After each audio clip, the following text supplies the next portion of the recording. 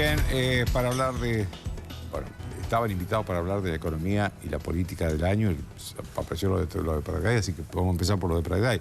Estoy con Eduardo Fidanza, un analista de opinión pública que todos ustedes conocen, y con Martín Tetaz, un joven economista que también todos escuchamos en la radio, está con Jorge Lanata, con Diego Leuco, y que también respetamos.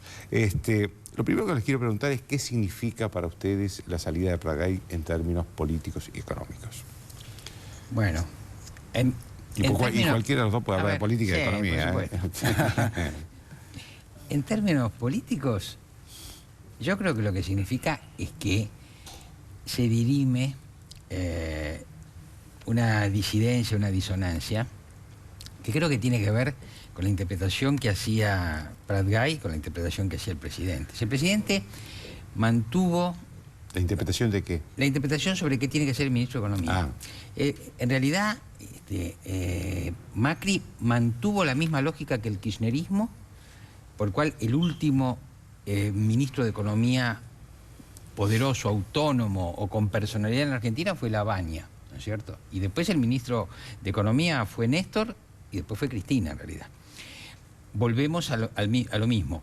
Ya había la intención de que el Ministerio de Economía no fuera muy poderoso porque estaban divididos en 2 o 3 figuras. Pero yo creo que Pratgay tenía su idea y el presidente tenía la suya. Y la lógica es que tenía que prevalecer la idea del jefe, ¿no es cierto? Claro. Es lógico. Entonces me parece que eso, yo no le daría mucha más entidad que una cuestión de interpretación. En este sentido me parece que lo que dijo Marcos Peña para explicar es bastante lógico. Ahora, por cierto, con esta salida lo que sorprende es la manera en que sale, un poco dura, ¿no es cierto? Y le priva a Pratgay de acreditarse algún éxito como podía haber sido el anuncio de los resultados del blanqueo, etcétera, ¿no? Así que eso demuestra unas ripideces, unas personalidades fuertes y alguna pequeña penitencia para el ministro saliente, ¿no?, de parte del presidente. Yo lo separaría en dos, Joaquín. En primer lugar, hacia atrás. La lectura hacia atrás es una lectura de...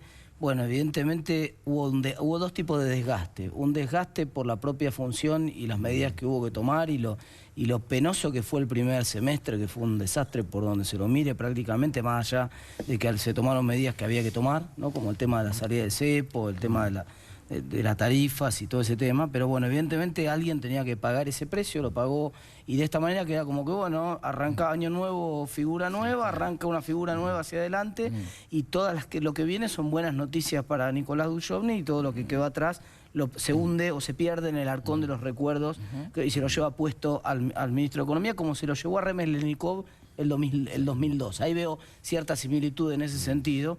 Y en segundo lugar en lo político, porque también había cierto desgaste en términos de rispideces, las que usted mencionaba recién con Peña, con otra gente de gabinete.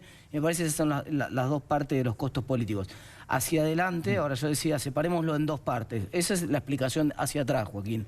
Ahora, hacia adelante viene ¿qué es lo que aporta Nicolás Duchovny? Bueno, basta leer las últimas columnas. ¿Por qué nombras solo a Nicolás Duchovny y no también a Caputo? Porque Caputo es la parte que se hizo bien dentro del, digamos, que el presidente está convalidando y diciendo esto lo hicimos bien, la parte financiera es correcta, el mejor equipo para conseguir acceso al financiamiento para Argentina es el que hizo la salida del default, y ese equipo sigue para adelante, digamos. Así que ahí yo no veo muchas novedades. Donde veo un poco más de novedades es donde el gobierno no convenció a lo largo del año. Es decir, nunca se vio claramente un programa fiscal. Apareció un programa fiscal tarde con algunos números que finalmente tampoco se cumplieron. Entonces hay cierta sensación. De hecho, eso le dio el pie para que Roberto Lavagna apareciera con esas declaraciones hace un par de meses atrás tan duras, diciendo guarda con esto porque a este ritmo esto va contra un paredón. Entonces, claro, ¿por qué? Porque las cuentas fiscales no cerraban con claridad, y esto me parece que es el aporte que viene a hacer Nicolás Duchovny. Basta, digamos, hoy en el mundo actual, usted va a Google y googlea las últimas columnas de Nicolás en La Nación y uno puede ver cómo opina claramente el próximo ministro, y la opinión es una opinión clara. Una opinión acá faltaba cierto orden, faltaba explicitar pautas fiscales, ponerle números a la cosa de acá a los próximos años y probablemente algún instrumento. Él habló en su momento en una columna, hay que ver si viene con esta idea, de hacer algún tipo de ley de responsabilidad fiscal que de alguna manera le ponga el cascabel al gato del gasto público. Nadie parece poder parar la locomotora del gasto público que sigue sin poder parar de crecer y de alguna manera ponerle un freno a eso, ¿no? Ahora, sí. Eduardo, ¿cómo está Alfonso Pratgay en la opinión pública? ¿Cómo valoró la gestión de él como ministro?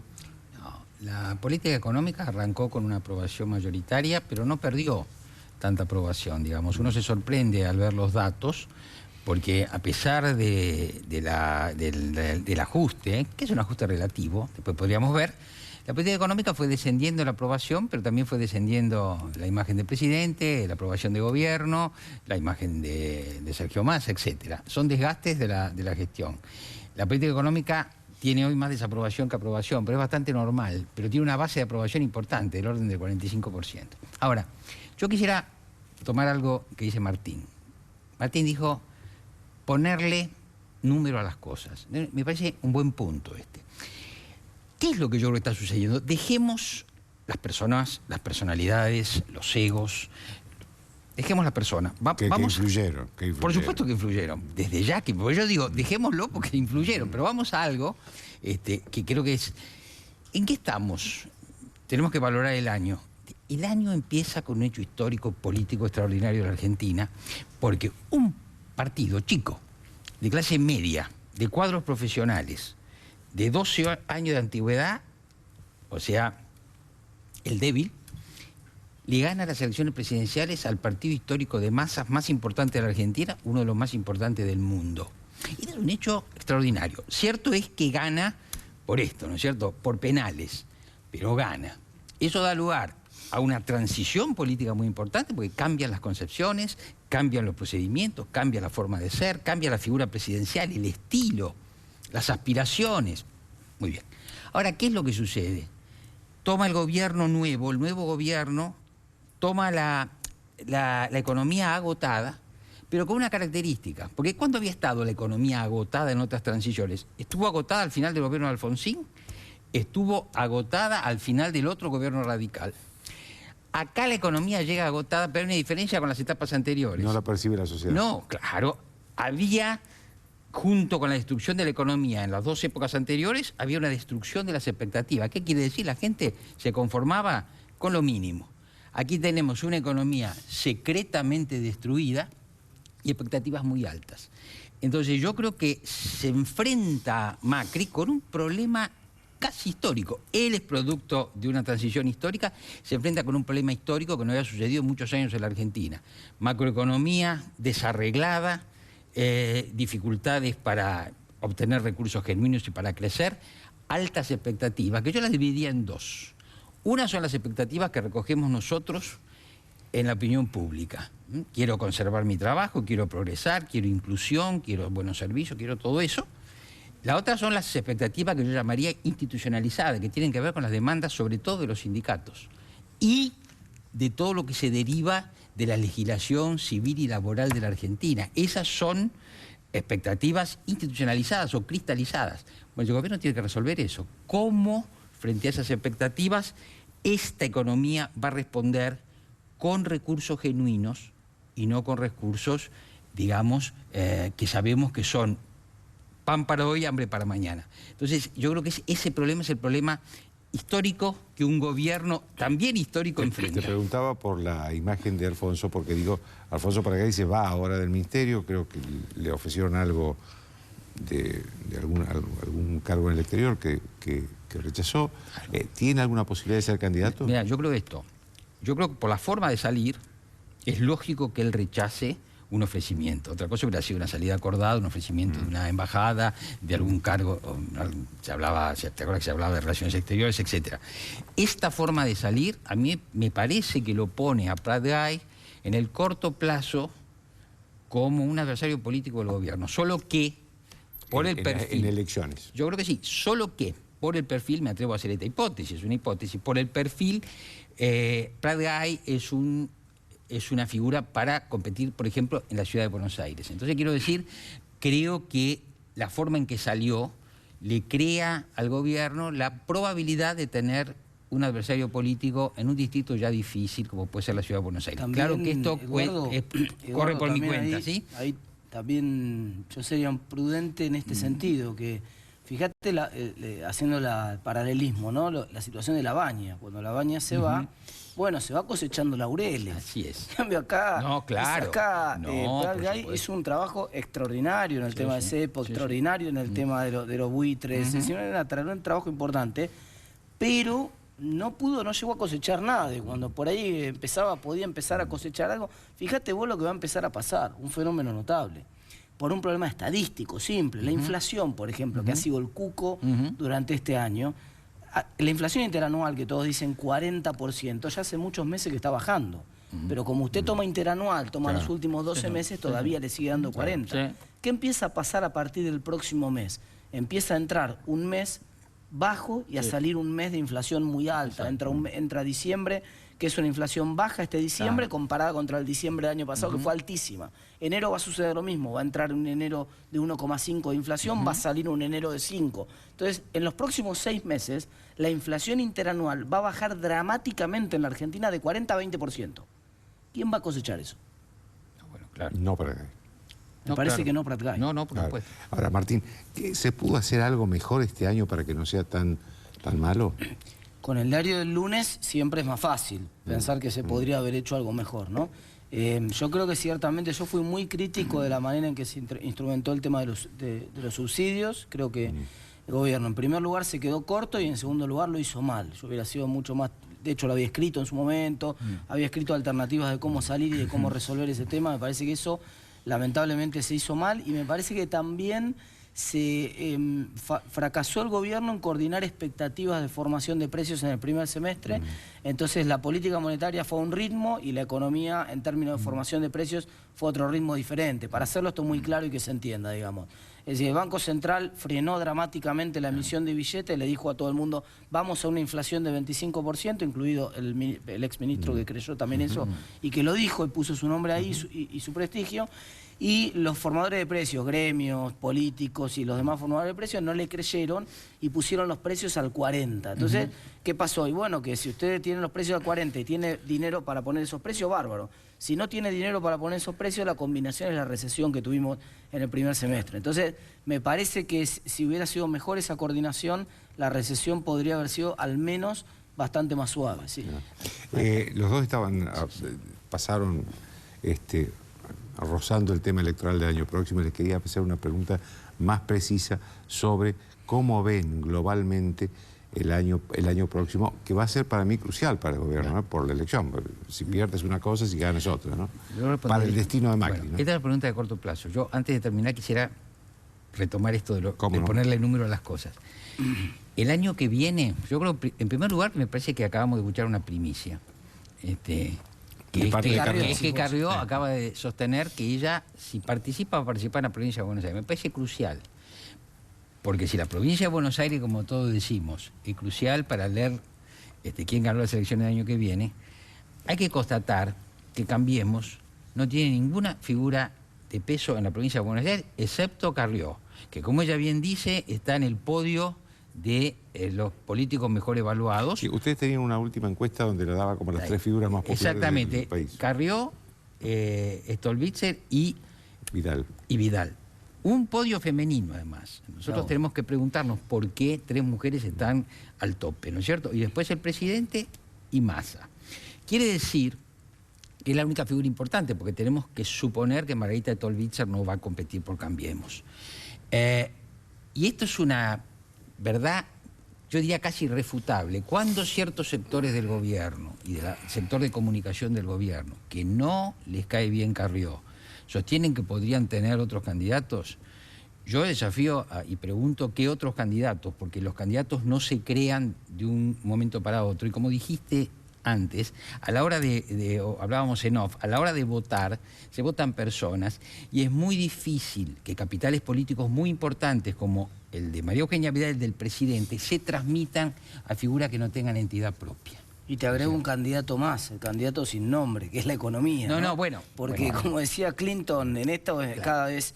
Mirá, en la provincia de Buenos Aires, cuando vos ves hay un índice que yo sigo mucho, es el índice de confianza de consumidor que publica Universidad de Itela. Sí, lo hacemos nosotros. Claro. Lo hace Poliarquía. Ese índice que hace efectivamente Poliarquía está muy claro. Ese índice correlaciona 66, por 2/3 partes, para decirlo en castellano.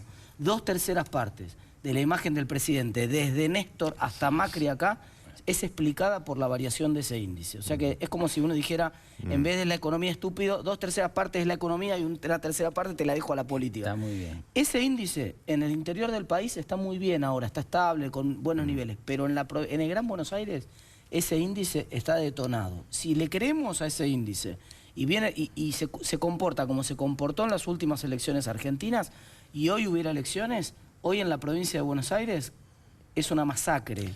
Entonces me parece que si la economía no repunta y no se nota en términos de recuperación del consumo, en términos de recuperación del salario real, en términos de que se palpe la caída de la inflación, me parece que no hay candidato que resista a la próxima elección. Yo voy a matizar un poco. Tiene mucha razón Martín en lo que dice, porque si vos ves los estudios mundiales comparados, se puede decir así, 2/3 de la economía, 1/3 es la política. Pero yo matizaría por esto.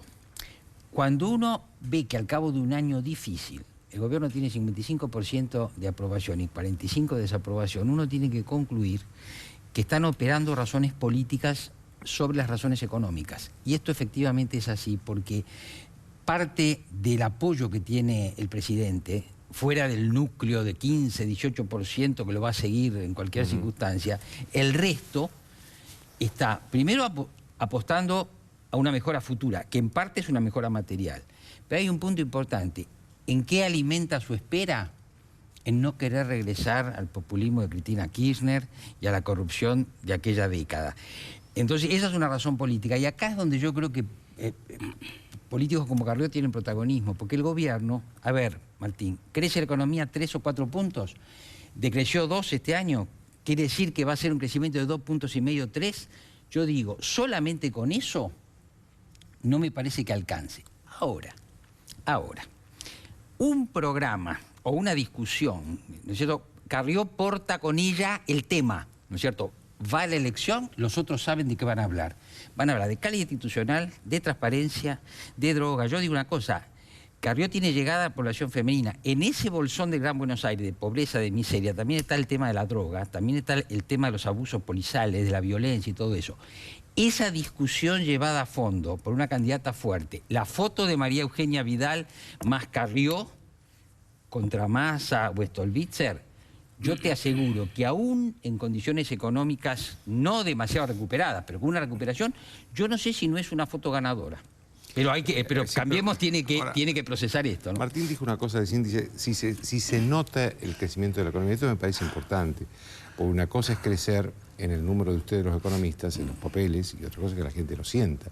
¿Vos crees que puede suceder eso, que haya un crecimiento sin que la gente lo perciba? Mira, sí, yo creo que ese es un dato que lo puede corroborar Eduardo claramente. Hay una variable que desapareció, o por lo menos no tiene el peso que tenía en el primer semestre en la percepción de la gente, y que es el miedo al desempleo, es decir, el miedo a perder el empleo. La recuperación te da eso, te da la sensación de que la gente diga, bueno, no, ya está, yo creía que podía perder el empleo, ahora ese miedo no está más. Y en segundo lugar, la sensación de que ahora el salario le empieza a ganar a la inflación. Entonces, si vos empezás a sentir eso, la orilla del río, aunque esté allá, vos no te querés bajar del barco y cambiar del barco para llegar. Yo pregunto mucho, mira, hago 2 preguntas cuando voy a dar una conferencia. Pregunto, ¿cómo fue este año para ustedes? Y en general en las universidades, en los espacios, y no son tan representativas las muestras, pero me dicen, no, levante la mano para quién fue bueno el año. Cri, cri, cri, cri, cri, cri.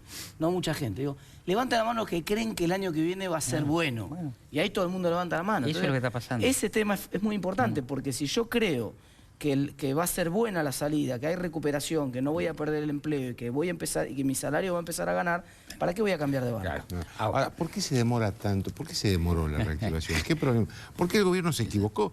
Porque acá no es que el gobierno vendió el segundo semestre y porque sabía que no iba a haber segundo semestre y confundió a la gente. Yo converso con los funcionarios, me doy cuenta que ellos estaban convencidos del segundo semestre y estaban convencidos del último trimestre y ninguna de las dos cosas sucedió. Mire, visto en retrospectiva, si yo le hubiera dicho a usted que la recuperación del año de la crisis espectacular que sufrió Argentina en 2001-2002 empezó técnicamente en el mes de octubre del año 2002. Ahora, visto en retrospectiva, ¿cambia algo que hubiera empezado en octubre del 2002 o en febrero del 2003?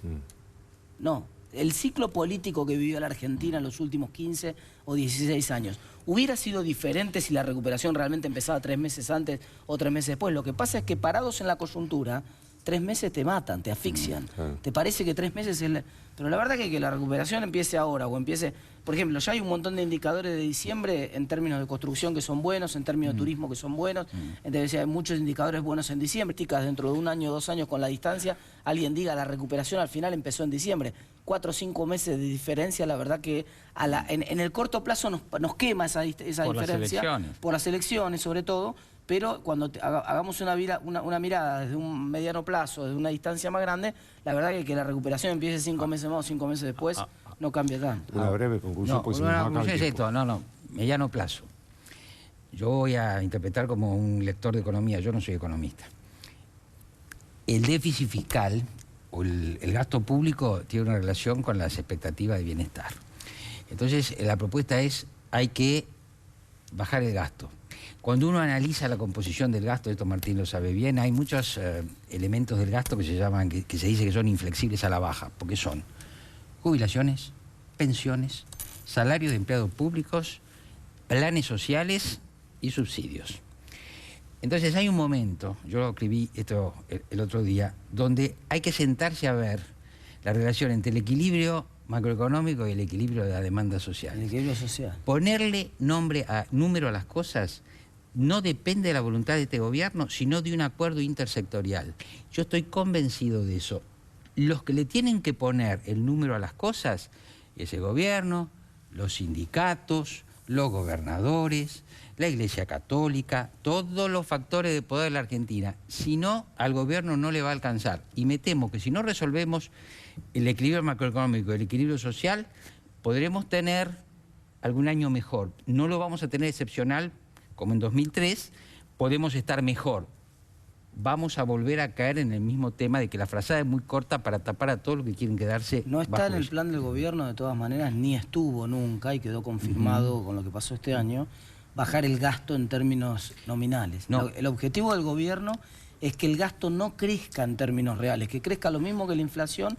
Duhovne escribió lo mismo hace muy poco en La Nación también, así que el objetivo es que el gasto se mantenga como está, en términos reales. Es decir, eso no hay en la visión del gobierno, ni parece haber en la del nuevo ministro una idea de ir hacia un recorte al estilo clásico, este tipo de cosas, no parecen en el Pero hay cosas que hay que resolver. Tiempo, Hay que resolver el tipo de cambio, las exportaciones, etc. Les agradezco a los dos.